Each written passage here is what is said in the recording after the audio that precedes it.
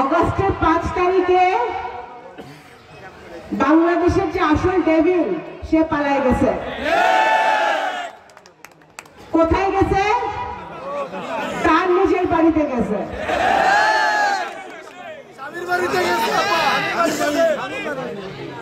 বাংলাদেশকে বাঁচায় দিছে, বাংলাদেশকে বাঁচায় দিছে। সেই জন্য আমাদের অবদান যাদের,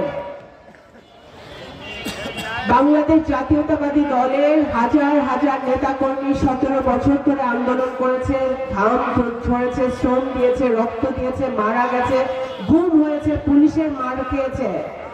আয়না ঘরের মতো যেসব আয়না ঘর হাসিনা বানিয়েছিল, সেই আয়না ঘরে বিএনপির বহু নেতাকর্মীকে ঠাঁই পেতে হয়েছে।